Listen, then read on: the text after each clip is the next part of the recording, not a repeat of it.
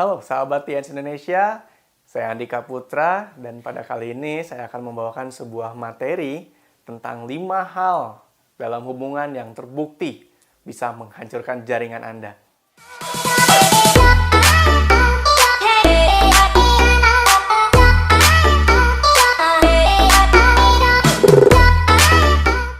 Materi ini saya bawakan bukan karena saya paling hebat dalam membina hubungan, tapi justru 5 hal ini yang terjadi di grup saya. Saya sudah lebih dari 12 tahun di TNS, dan 5 hal ini sangat-sangat merusak.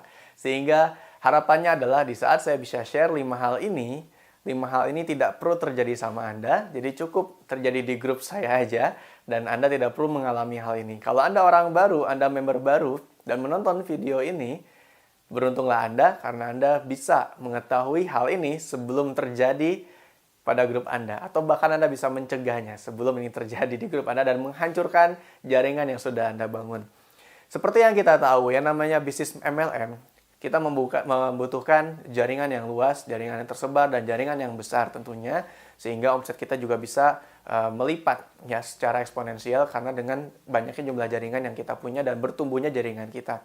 Namun, dalam prosesnya, Anda tahu bahwa ini kita membangun sebuah aset. Dan aset yang kita bangun ini bukan aset mati. Bukan aset benda mati, maksud saya. Bukan properti ya, bukan saham atau apapun yang sifatnya benda mati. Tapi aset yang kita bangun ini adalah manusia. Yang dimana manusia ini punya banyak sisi ya, berhubungan dengan emosi dan lain-lain. Sehingga Anda perlu membangun skill bagaimana Anda bisa membangun hubungan dengan manusia, bagaimana Anda mempertajam skill leadership Anda. Dan saya terus belajar hal ini selama 12 tahun di TNS, dan saya belajar banyak dari TNS akan hal ini. Jadi 5 hal ini sangat-sangat penting Anda bisa kuasai dan Anda bisa cegah terjadi di jaringan Anda, sehingga nantinya apa yang Anda bangun tidak akan hancur dengan begitu saja, karena Anda sudah tahu bahwa ini harus dihindari, bahwa ini harus diwaspadai dari awal. Nah, mari kita masuk ke hal nomor 1 ya. Pertama, hal yang paling banyak menghancurkan di jaringan adalah ego. Nah, ego ini hal yang wajar karena manusia punya emosi ya, punya egonya masing-masing. Dan ini biasanya terjadi ya di jaringan manapun, dan bahkan nggak cuma di MLM lah pastinya. Dalam bisnis apapun, ego ini sangat berperan. Anda bisa lihat mau di bisnis apapun yang hubungannya punya partnership ya, ada hubungan partnership di dalamnya, itu pasti ada ego bermain di situ. Dan jangankan bisnis, Anda lihat aja sebuah boy band gitu ya, di saat mereka masih audisi, di saat mereka masih sama-sama miskin, mereka sama-sama merintis karir, mereka sama-sama susah bareng-bareng ya, mereka benar-benar ngerjain semuanya bareng-bareng, susah bareng-bareng. Tapi di saat mereka mulai populer, misalkan, di saat mereka punya fansnya masing-masing, di saat mereka punya powernya masing-masing, mereka sudah terkenal, ya suatu yang wajar mereka punya egonya masing-masing. Dan banyak ya grup terbubarkan ya, grup boyband lah katakanlah, itu terbubarkan akhirnya mereka punya single masing-masing, ya grupnya bubar dan lain-lain karena masalah ego. Dan ini terjadi di jaringan saya juga gitu ya. Jadi pas masih kecil-kecil nih, bintang 4, bintang 5 ya, ayolah kita kemana-mana, ayo bareng ya, kita susah-susah bareng, naik motor bareng. Tapi pas udah sukses, pas udah peringkatnya tinggi-tinggi, ya mulailah biasanya si downline yang merasa punya jaringan lebih besar daripada upline, atau mungkin mereka mendominasi omset upline-nya, disitulah cobaan ego mulai datang. Disitulah setan mulai membisikkan kepada hati kita bahwa lu lebih baik daripada upline lu. Lu lebih baik daripada downline lu. Mereka nggak akan ada, mereka nggak akan besar kalau bukan karena lu. Jadi di saat si upline-nya memberi saran, ya, memberi masukan, mereka cenderung mungkin menolak, atau mungkin iya-iya aja, tapi pada hatinya menolak sehingga tidak dilakukan, atau mungkin bahkan tidak dipertimbangkan sama sekali. Padahal dulunya dia sama sekali nggak ngerti apa-apa. Padahal dulunya si downline ini, ya mereka belajar semuanya dari upline-nya. Dan di saat prestasinya mungkin ya sebagian downline punya prestasi yang lebih baik daripada upline-nya, mereka terjebak di masalah ego ini karena mereka berpikir bahwa upline saya tidak berkontribusi akan kesuksesan saya. Ini semuanya strategi saya, ini semua kerja keras saya, sehingga ya upline saya kan dapat bonus dari jaringan saya, dari omset saya, maka dia yang diuntungkan. Jadi kenapa saya harus dengerin? Toh peringkat saya lebih tinggi daripada dia. Toh bonusnya lebih besar daripada dia. Nah, disitulah titik mulai ego berperan. Dari pengalaman akhirnya orang yang mementingkan egonya, orang yang besar kepala, orang yang sombong, pada akhirnya bisnisnya juga rontok, jatuh gitu ya. Saya juga pernah di posisi itu. Ya, pada akhirnya seperti itu, dan upline yang sabar ya, mereka tidak akan kok mengajak perang downline-nya gitu ya. Mereka pasti ya aja. Mereka ya ibarat orang tua lah, di saat anaknya sedang wah gitu ya, sukses banget orangnya. Orang tua pasti terus mendoakan, tapi di saat anaknya jatuh, tebaklah. Siapa yang paling pertama mengulurkan tangan? Sudah jelas bukan crossline Anda, tapi sudah bisa dipastikan saat Anda jatuh, orang yang akan pertama kali mengulurkan tangan adalah upline Anda. Jadi, mau di posisi apapun kita, sebagai downline apakah sebagai upline, kita harus mengerti bahwa betul yang namanya manusia punya ego. Justru itulah kenapa kita harus tidak hanya membaca, tapi juga membaca-baca ulang dan menguasai ilmu-ilmu yang ada di buku bagaimana mencari kawan dan mempengaruhi orang lain. Karena buku itu benar-benar bisa menolong kita untuk bisa berhubungan lebih baik dengan manusia. Dan sebenarnya masalah ini tidak hanya akan Anda temui di bisnis ini ya, di keluarga Anda, ya sahabat-sahabat Anda, teman-teman Anda, pertemanan Anda, lingkungan kerja Anda, mungkin tempat Anda sekolah. Ini akan sangat-sangat dibutuhkan. Ya, skill membangun hubungan dengan manusia itu sangat-sangat Anda butuhkan, tidak hanya di bisnis MLM, tapi dimanapun. Tapi ya, saya belajar dari sini. Saya belajar dari MLM untuk belajar menaikkan kapabilitas saya, mempertajam leadership saya. Dan bukan berarti saya bukan orang yang nggak punya ego. Saya bicara seperti ini. Bukan berarti saya orang yang paling bisa memanage ego. Bukan berarti ini tidak pernah terjadi jaringan saya.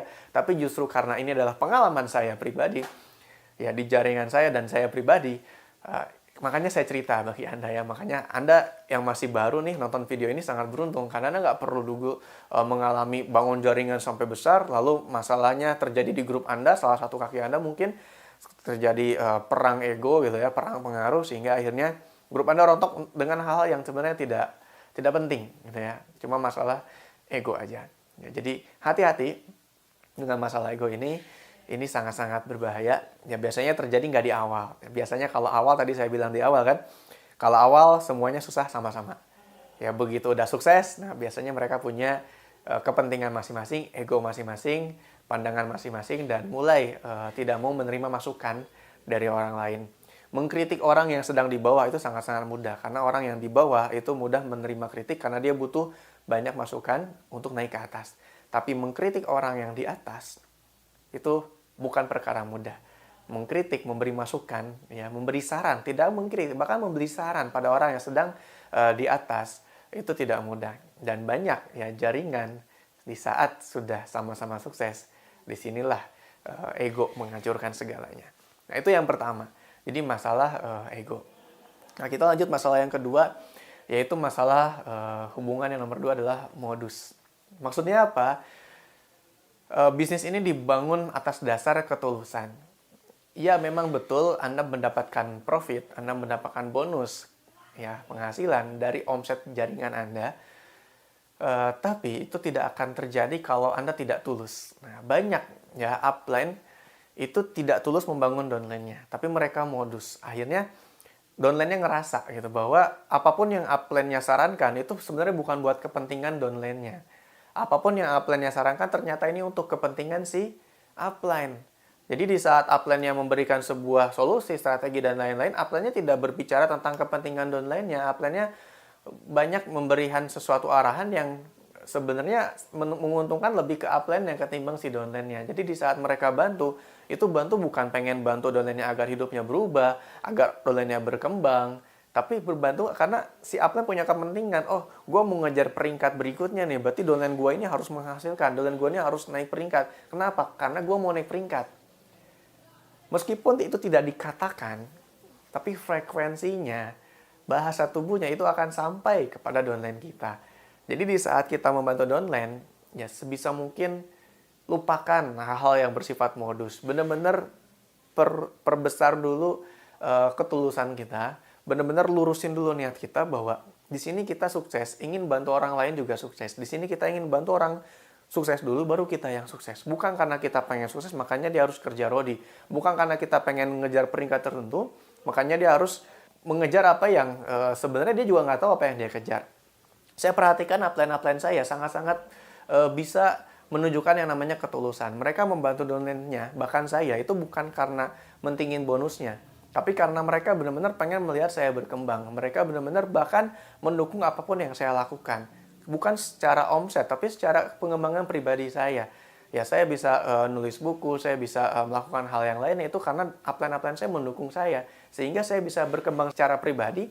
Dan saya melihat upline saya ini memang bantu saya bukan cuma karena omset saya besar mereka dapat bonusnya. Bahkan kita tahu ya, kita sama-sama tahu ya kalau misalkan upline bantu cuma satu kaki pun kan itu mereka nggak dapat semua bonusnya. Mereka harus punya jalur-jalur berikutnya kan untuk pairing dan lain-lain. Tapi Anda tahu bahwa upline-upline saya itu bantu saya itu bukan karena hal tersebut. Tapi karena ya ini downline dan downline harus dibantu. Oh, kaki besar seperti apa?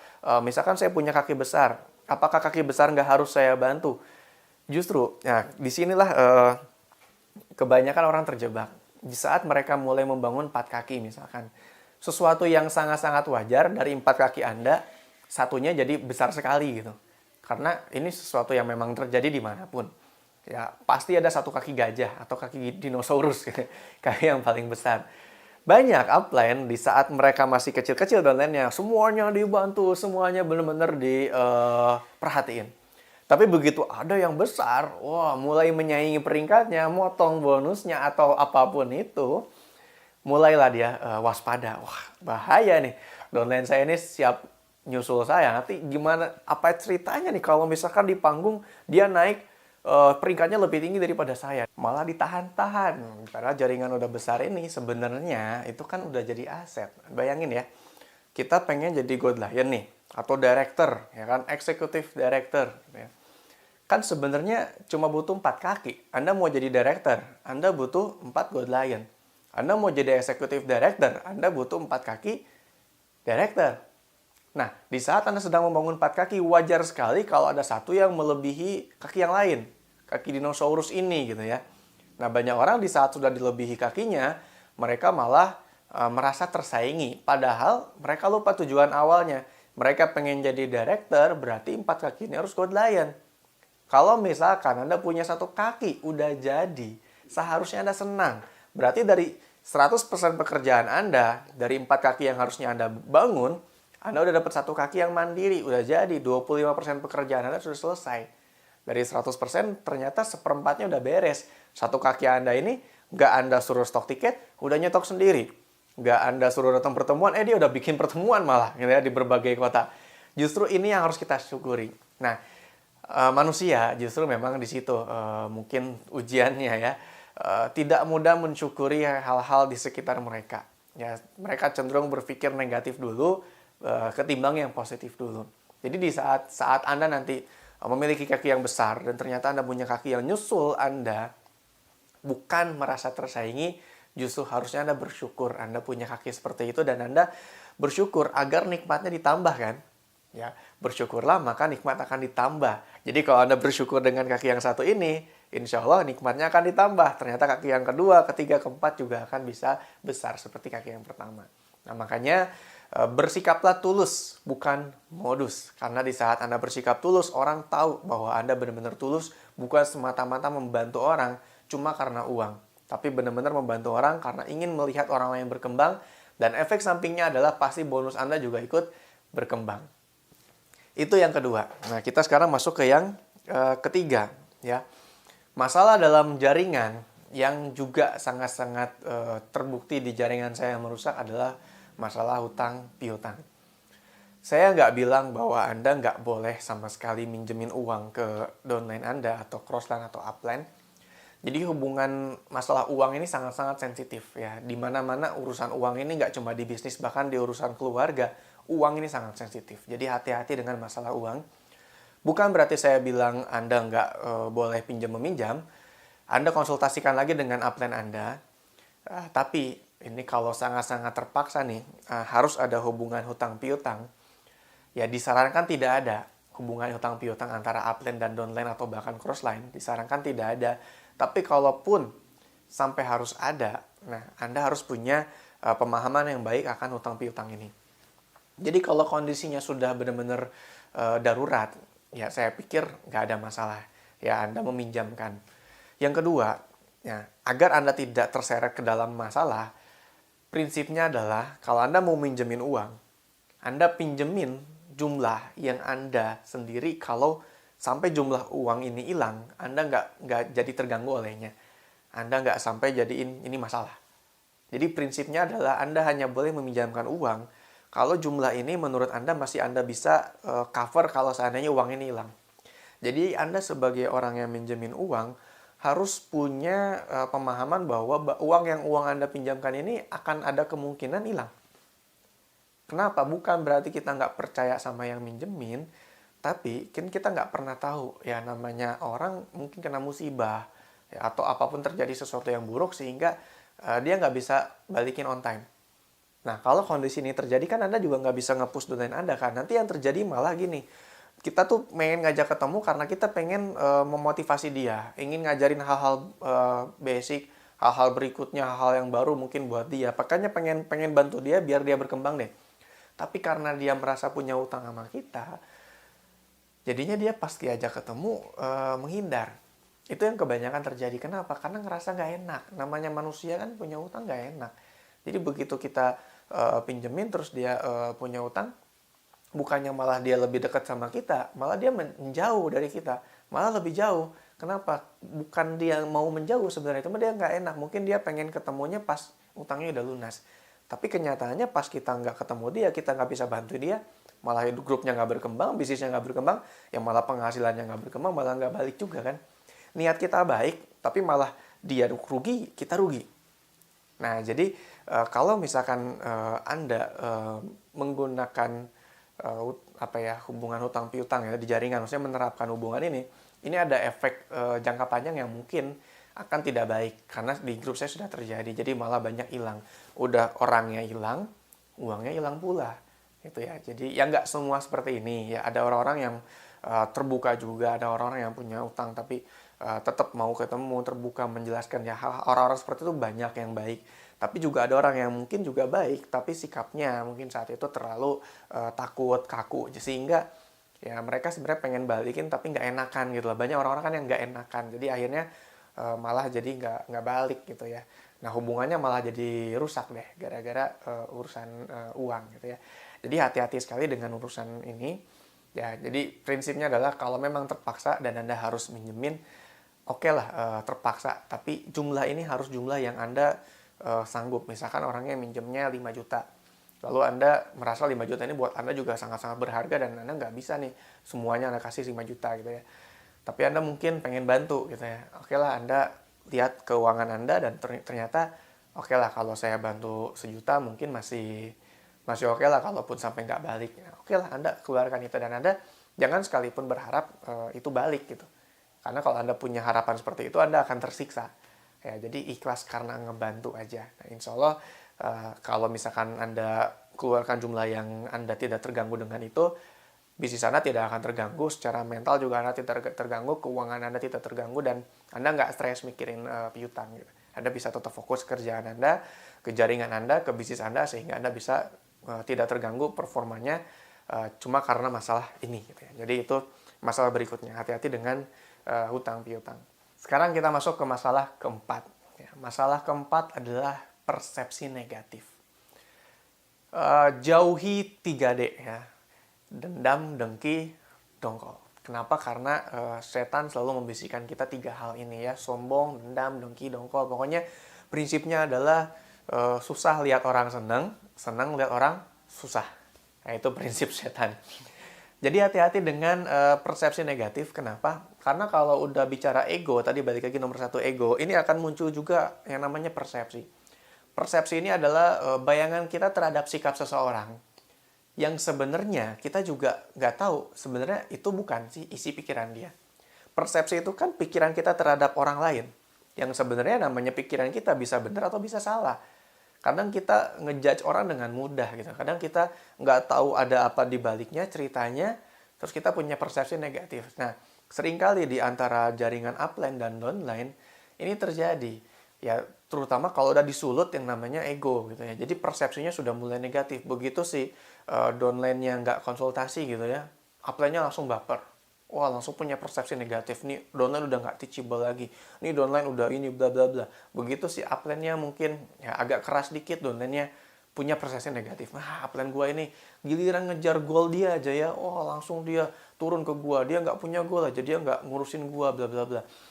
Persepsinya selalu negatif. Padahal kan kita nggak tahu bahwa segala sesuatu yang terjadi mungkin tidak seperti apa yang kita pikirkan. Tapi kita nggak nanya gitu. Nah, itulah hubungan komunikasi yang tidak baik. Itu rentan sekali menjadi masalah. Makanya keterbukaan itu hal yang paling penting dalam hubungan upline dan downline. Ya tidak hanya upline downline, Anda sama suami istri juga sama kan. Itu terjadi. Jadi suami istri kalau persepsinya negatif gimana? Ayo gitu ya. Suaminya pulang dari kantor terus ada merah-merah di kemeja. Istrinya punya persepsi apa? Lipstick siapa ini ya? Padahal kan yang merah itu belum tentu lipstick. Kalaupun lipstick mungkin bukan karena itu gitu ya. Ya mungkin hal-hal yang lain, mungkin dijalin sama temennya atau apa. Kan persepsi. Kalau nggak ditanya kan nggak jadi clear ya gitu ya. Jadi karena nggak nanya itulah, nggak nanya, nggak konfirmasi, jadinya buyar, bias gitu kan kemana-mana. Nah ini banyak terjadi di jaringan saya. Jadi si downline saya ini konsultasi, ngobrol, bla bla bla. Oh tahu nggak si downline ini gini gini gini gini, sikapnya gini gini. Ya pertanyaan saya kan tinggal, lu itu persepsi atau emang udah konfirmasi, tanya orangnya dan benar seperti itu. Kebanyakan ya menurut gua, dari yang gua lihat. Nah, itulah kalimat-kalimat menurut gua, pemikiran gua, apa yang gua lihat, ya gua rasa. Nah, itu kan kalimat-kalimat persepsi yang cenderung negatif. Nah, jadi Anda perlu hindari persepsi negatif. Kalau Anda mengalami sesuatu yang gak enak nih, entah itu sama downline, upline, atau bahkan crossline, simple, jangan sekalipun bersangka negatif, punya persepsi negatif, tanya dulu, konfirmasi dulu, baru Anda bisa punya pemahaman akan hal itu. Karena ini sangat-sangat merusak ya, jadi hati-hati dengan yang nomor 4 ini. Yang kelima ya, masalah hubungan apa? Cinta. Oh, maksudnya apa? Nggak boleh macarin downline, nggak boleh nikah sama downline. Bukan. Ya, itu cinta yang dua arah. Nah, yang bahaya adalah cinta segitiga, segi 4, segi 5, segi 6, bahkan segi seterusnya. Ya, ini si upline playboy ceritanya ya. Apalagi terjadi di jaringan anak muda. Ini hati-hati sekali. Anak muda ini kan sedang ganas-ganas gitu. Sedang membara gitu ya. Wah, apalagi anak muda, leader besar, single. Wah, ini hati-hati ya. Bukan berarti selalu seperti itu loh. Yang berarti sukses single selalu playboy. Enggak, saya nggak bilang kayak gitu.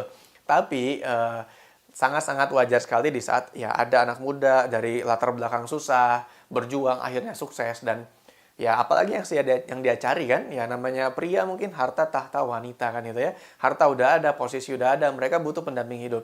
Ya biasanya mereka cari dari jaringan juga kan. Kalau jaringan cantik, upline-nya ya nikah sama downline ya nggak masalah. Tapi yang terjadi gimana?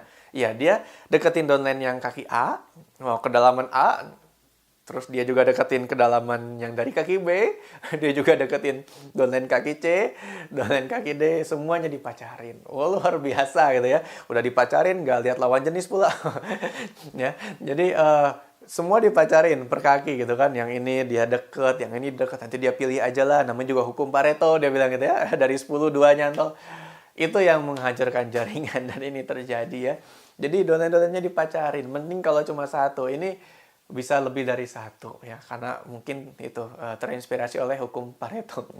Ini bahaya ya, hubungan cinta antar crossline pun ya itu juga cukup berbahaya. Ya, jadi si upline ini karena merasa punya posisi, downline-nya dipacarin tapi nggak cuma satu ya. Oh, beraninya main di kandang gitu ya, nggak berani main di luar karena di Tiansi dia punya posisi ya, punya peringkat, punya bonus yang memang besar ya, downline-nya kan tahu gitu ya. Jadi pakai postur sebagai upline. Nah, ini sangat-sangat berbahaya. Jadi bagi Anda yang anak muda, bahkan mungkin yang sudah tidak lagi muda, sudah punya istri, ini pun juga berbahaya ya.